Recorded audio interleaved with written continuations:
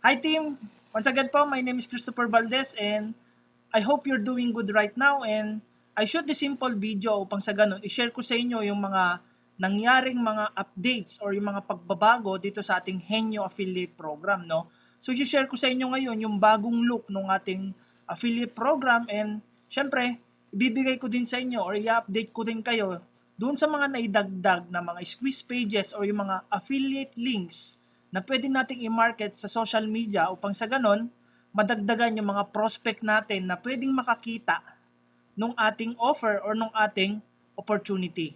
Okay? So, sa mga hindi pa po pala nakakakilala sa akin, my name is Christopher Valdez, and tara po, samahan nyo ako and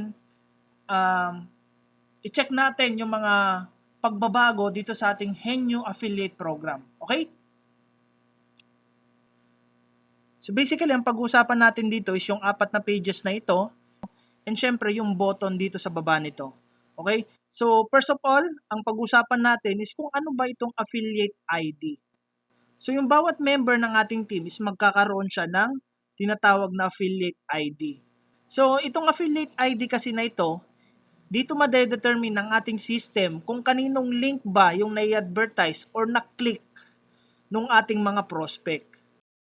So basically, dito sa baba nitong affiliate sign up natin, so dito mo pwedeng i-check kung available ba yung i-apply ninyo or yung i-register ninyo na affiliate ID. So once na i-register mo na yung affiliate ID mo and available siya and nag-decide ka na ito na yung magiging affiliate ID mo, hindi mo na itong pwedeng baguhin. Okay? So make sure po na yung affiliate ID na i-register ninyo dito sa ating affiliate program is familiar ka at yung madaling i-memorize. So para mas maliwanagan kayo, puntahan muna natin yung aking affiliate account.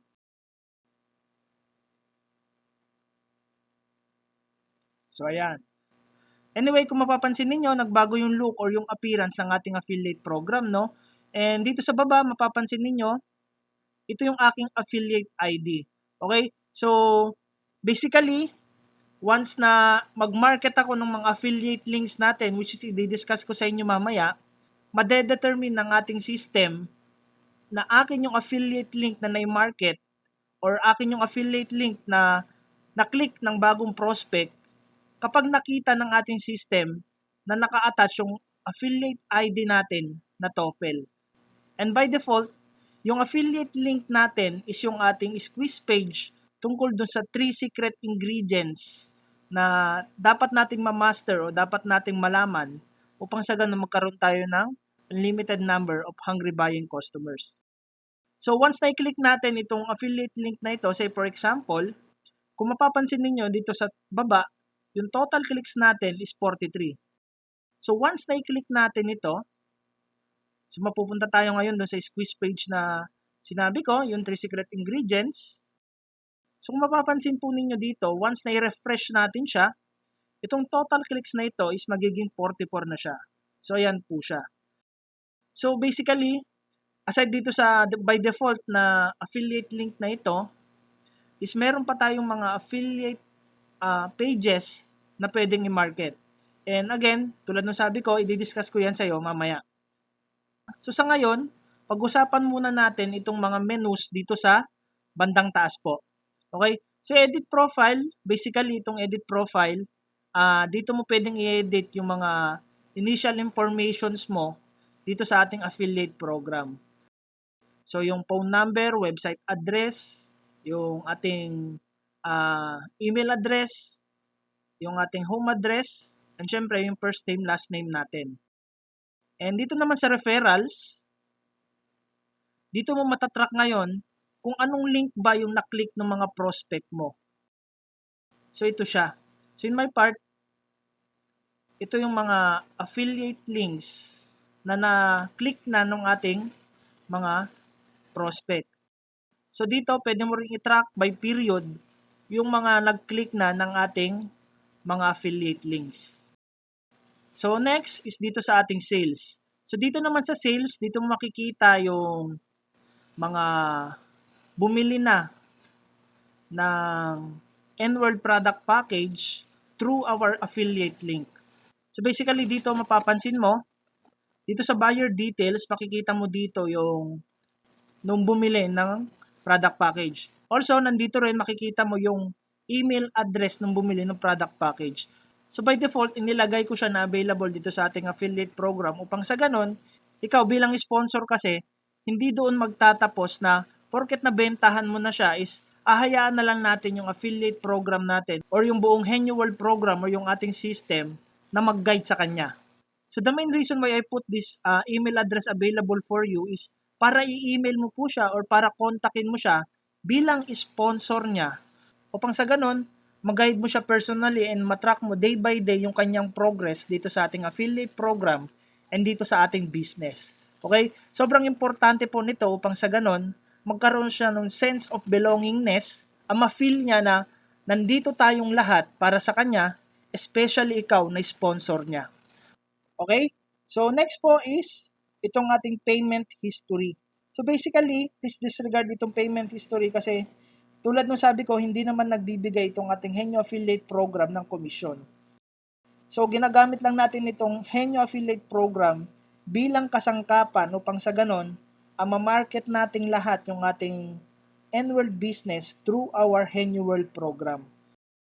And tulad ng sabi ko, ang N-World business po yung nagbibigay ng komisyon sa atin once na may sponsoran tayong bago using our powerful marketing and duplication strategy. Next po is itong ads. Basically dito sa ads, kung meron kang blog or meron kang sariling website, ito yung mga widgets na pwede mong i-advertise or pwede mong i-embed doon sa blog mo or doon sa website mo. So, basically maraming ito and lahat ito mga GIF files. So once na say for example, i-copy mo itong buong code na ito and i-embed mo siya. So say for example, puntahan natin yung aking website.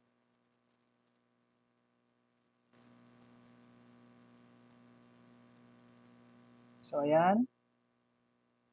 Okay po. So puntahan natin itong appearance, widgets. Okay.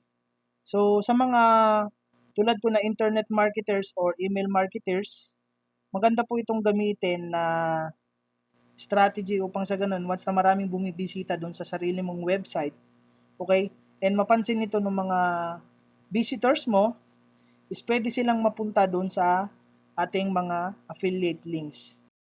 So say for example ito, kopyahin natin, Control A, then Control C or right click, copy, and then dito po sa widgets, okay, anyway, puntahan muna natin yung look ng ating blog. So ito po siya. So kung mapapansin mo, itong mga ito is yung tinatawag na widgets. Okay? So, ito yung ating Facebook fan page. So, ayan siya. So, kung say for example po, itong widget na ito or itong GIF file na ito is gusto nating ilagay dito sa side upang sa ganun, once na-click ito ng visitors natin, tulad ng sabi ko, is magdadrive tayo ng traffic papunta dun sa ating affiliate ID. Okay? So, i-copy natin siya. So, ayan, text. Ayan po, say for example, lagay natin sa baba. And then, i-paste natin ngayon yung code na kinopy natin. And then, click po natin itong save. Okay?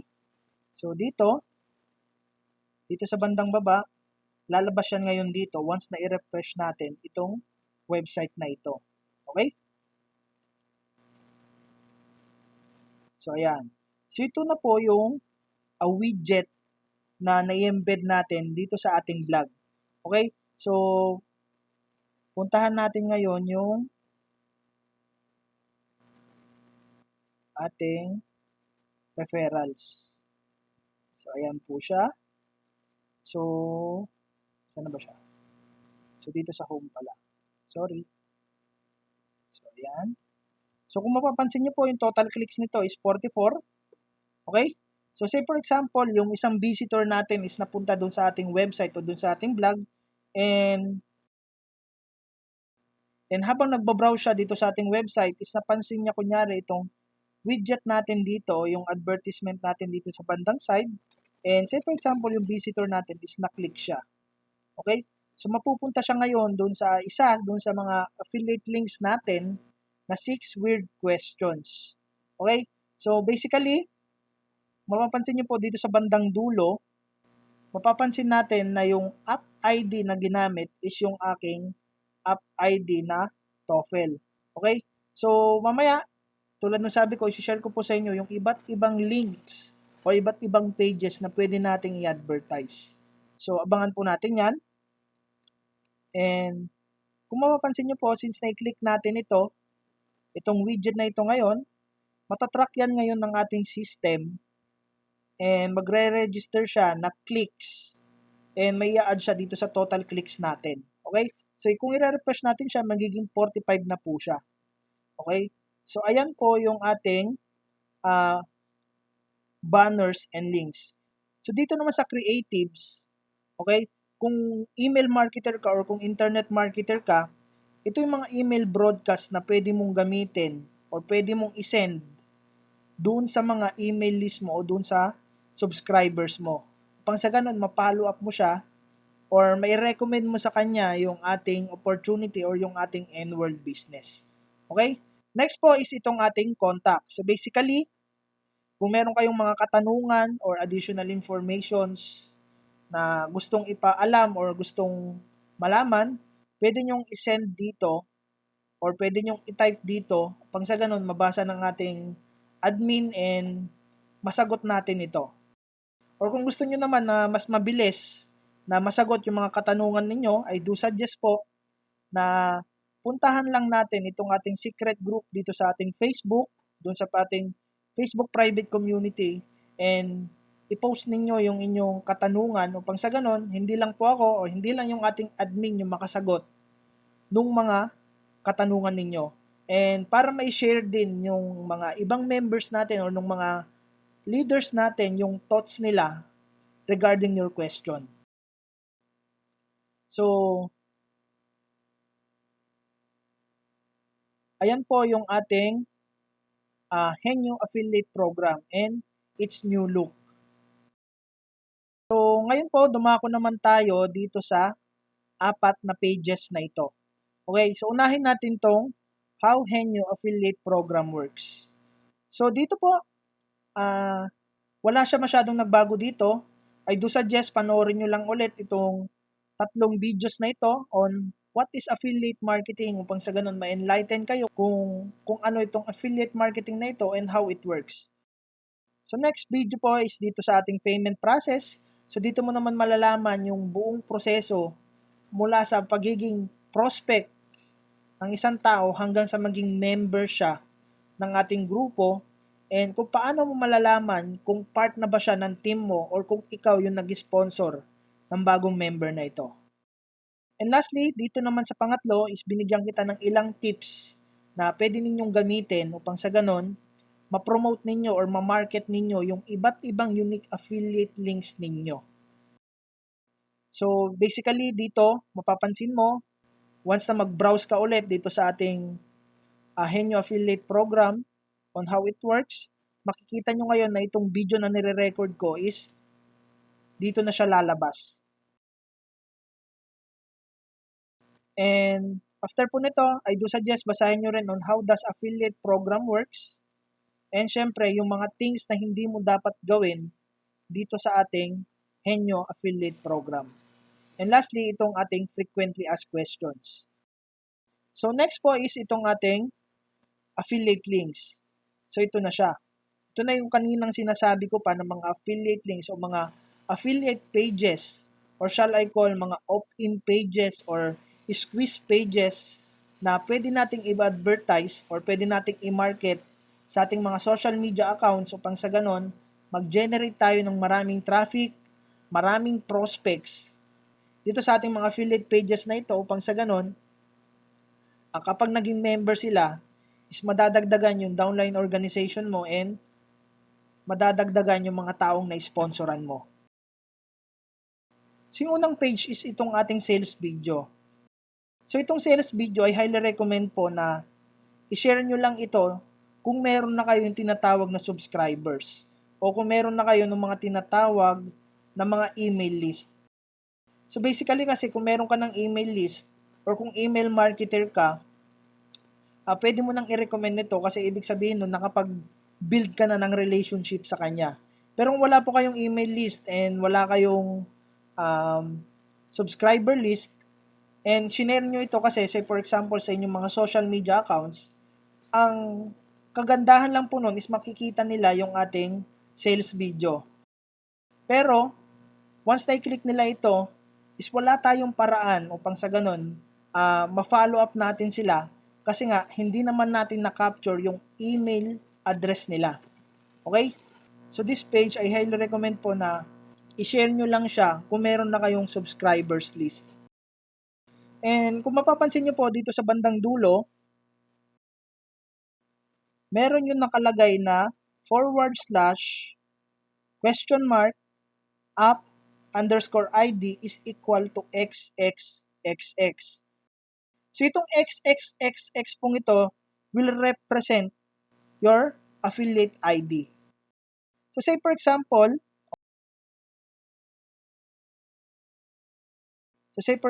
kopyahin natin to. So Control C, copy.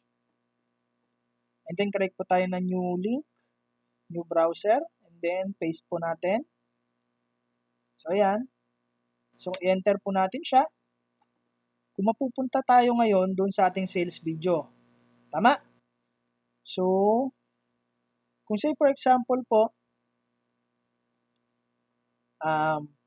itong app ID na ito is kopyahin natin siya. So, Control C lang, copy, and then paste natin. So, dalawa na siya. And say for example po, itong XXX na ito is palitan natin nung aking affiliate ID. So, ganun po yung ibig sabihin nitong XXX na ito, no? So, once po na-click natin to, or i-enter natin to, madadagdagan na naman po ulit yung total clicks natin. Okay? So, ito from 45 magiging 46 na ito ngayon kasi nga, na-track ng system natin na may nag-click ng ating affiliate ID. Okay? So, kunyari, refresh po natin siya. So, ayan. 46 na po siya. So, ayun po yung ibig sabihin nitong XXX na ito. Okay? So, kung mag-decide kayo na i-advertise yung mga affiliate links na ito doon sa ating mga social media platforms, particularly sa Facebook ads, is ipalitan natin itong XXX na ito ng ating affiliate ID. So, yung itong susunod na dalawa naman po, itong homepage natin at saka yung sick and tired page natin, ito yung mga squeeze pages na once na mag-subscribe yung ating mga customers o yung ating mga prospects, is mapupunta kaagad sila doon sa ating sales video. So yung kaibahan po nito doon sa mga matitirang mga squeeze pages sa baba, is dediretso siya doon sa ating sales video. So yung disadvantage po, once na i-share natin itong dalawang page na ito or i-market natin yung dalawang page na ito, ang mangyayari is dediretso yung ating prospect dun sa ating sales video. So yung disadvantage nyo lang is hindi natin na-build ng ganong kalalim yung trust at yung authority natin dun sa ating mga prospect. Unlike po dito sa susunod na 5 na pages na ito, itong crappy quality of internet networking, 3 most important ingredients, 3 secret ingredients, and 3 little known ingredients, and lastly, yung 6 weird questions. Kung mag-subscribe po yung ating mga prospects dito, is mapupunta muna sila dun sa ating 3 secret ingredients na training video series, and yung pinaka main purpose nun is para ma-build natin ng mas malalim pa yung trust, confidence nila, at yung authority natin sa kanila. Okay? So basically po, yung mangyayari dito sa 5 page na ito, once na mag-subscribe naman sila, is magbibigay muna tayo ng value and knowledge doon sa ating mga prospect using yung mga 3 secret ingredients na yon, which is yun nga, yung ating target market, yung skills, and lastly, yung ating marketing funnel. So, ayan po siya. I do recommend na lang na itong 2 page na ito i-market nyo lang siya or i-recommend nyo lang siya sa inyong mga prospects once na very aware na sila kung ano ba yung N-word business.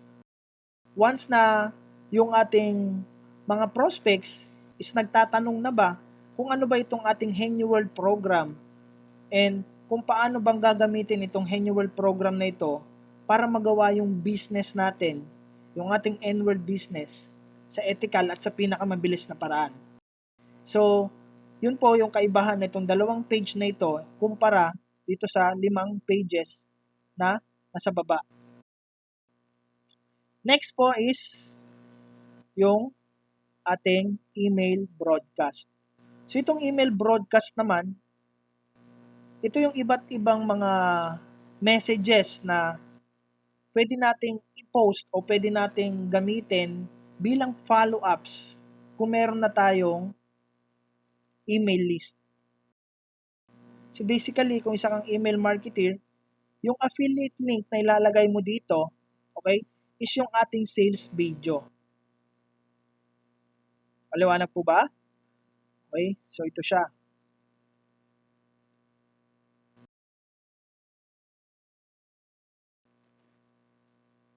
So ito siya. Pero kung wala naman tayong subscriber list o kung wala naman tayong email list, ang mangyayari is kung i-share natin yung email broadcast na ito sa ating mga social media accounts tulad ng Twitter at ng Facebook, okay? I do recommend po na yung ilalagay natin na affiliate link dito is yung ating mga affiliate pages other than dun sa ating sales video po. Okay? So ito sila. So I do recommend po na bisitahin ninyo yung mga iba't ibang page na ito. Okay? So yung iba't ibang page na ito upang sa ganon ma-familiarize ninyo yung sarili ninyo kung anong best na email page o email link ba yung pwede ninyong i-share sa inyong market o sa inyong mga bagong prospect upang sa ganon mas malaki yung probability na mag-subscribe sila dito sa ating affiliate pages. Okay? So yan po siya. So by default, meron tayong 10 na email broadcast na pwedeng gamitin or pwedeng i-share sa ating mga social media accounts. So, yung mga affiliate link o yung nakalagay dito na your affiliate link, palitan nyo lang ito nung mga affiliate links ninyo. Okay? And lastly, yung ating social media templates. So, dito naman sa social media templates, okay, ito yung mga templates na pwede nating i-share dun sa mga prospect na sa palagay natin is naka-build na tayo ng report. O dun sa mga palagay natin na mga networkers in other companies na nag-struggle sa kanilang business. So kung hindi man natin sila, say for example, mapasali dito sa ating business, in some other way po is nakatulong naman tayo kahit paano sa kanila through doon sa 3 secret ingredients na shinare natin sa kanila na pwede nilang magamit upang sa ganon makapag-generate din sila ng unlimited number of prospects para dun sa kanilang business or dun sa kanilang opportunity na ginagawa. So, ito po siya. Meron tayong 12 templates ngayon. So, dati 10 lang ito. So, nadagdagan po siya ngayon ng 2 and tulad ng sabi ko po, i-share nyo lang ito dun sa mga prospect ninyo, dun sa mga nakaka-chat ninyo or nakaka-tweet ninyo sa mga social media platforms na sa palagay ninyo ay nakapag-build na kayo ng rapport. Okay po? So, tulad dun sa email broadcast, papalitan nyo lang itong your affiliate link na ito nung inyong affiliate link na sa palagay ninyo is ma-swak para dun sa inyong prospect.